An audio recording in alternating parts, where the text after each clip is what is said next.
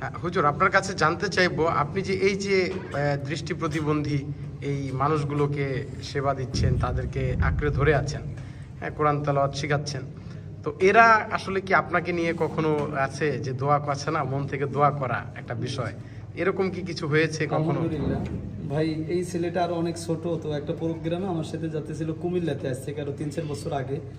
তো যে ওই ম্যানেজমেন্ট ওকে জিজ্ঞাসা করছে যে নাজমুল সাকিব, তুমি তো অন্ধ মানুষ, তুমি যদি জান্নাতে যাও তো তুমি তো 10 জনকে নিতে পারবা, তো তুমি সর্বপ্রথম কাকে নিবা সুপারিশ করে? তো খপ করে আমার হাতটার ধরছে এইভাবে, ও ধৈর্য বলে কি যে আমি আমার বড় হুজুরকে নিয়ে যাব।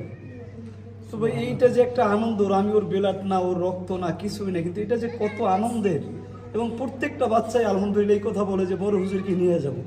ভাই হাদিসের মধ্যে আসছে যে অন্ধ ব্যক্তিদেরকে আল্লাহ তাআলা জান্নাত দিবে, আর জান্নাতি মানুষ সে জান্নাতি মানুষের জন্য সুপারিশও করতে পারবে। তো এই বাচ্চাগুলো যখন বলে যে বড় হুজুরকে নিয়ে যাব, তখন আসলে এই আনন্দ, এটা পৃথিবীর আল্লাহ যদি আমাকে পুরো দুনিয়াও দেয়, এতে যে সুখ পাই, এই পুরো দুনিয়া দিলেও আমি এই সুখ পাবো না।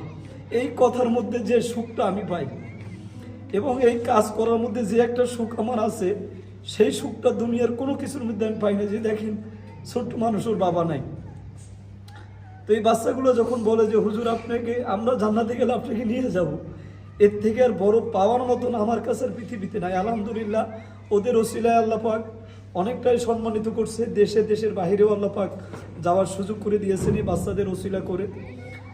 এখনও আলহামদুলিল্লাহ আমি যেন অমৃত্যু পর্যন্ত, আমার মৃত্যু পর্যন্ত যেন আমি ওদের খেদমত করে যেতে পারি।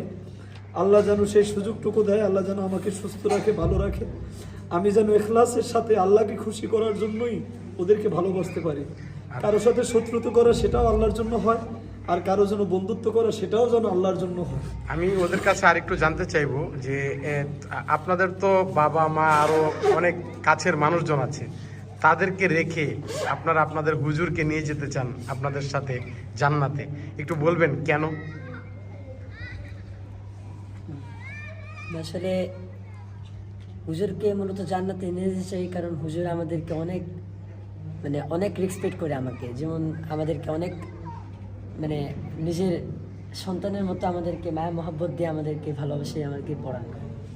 আজ থেকে এই যে 2024 সালে যখন সৌদি আরব গিয়েছিলাম, তখন একটা ঘটনা আমার খুব ভালোভাবে মনে আছে। আমার যখন আমি হোটেলে সবাই আর কি বের হয়, হাজি সাহেবরা যারা আছে, আমরা হোটেলে থাকি, তো হোটেল থেকে বেরোনোর সময় আমার উচিত ছিল যে ছাত্র হিসেবে আমি ওস্তাদের জুতাটা ঠিক করে দেওয়া উচিত ছিল আমার, কিন্তু সে জায়গায় হুজুর নিজে চাইলে হুজুর একটু দূরে সরে যেতে পারতো বা চাইলে কি করতে পারতো, কিন্তু সে নিজে আমাকে তার সন্তানের মতো আমার জুতাটা ঠিক করে দিচ্ছে।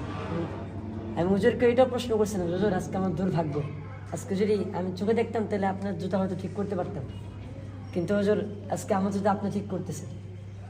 তো এই সব কিছু কারণে আর কি অনেক ভালো লাগে, যার জন্য হুজুরকে বলি যে হুজুর আপনাকে জান্নাতে না দিয়ে ইনশাআল্লাহ আমরা যাবো না, ইনশাআল্লাহ আল্লাহ যদি জান্নাত দেন।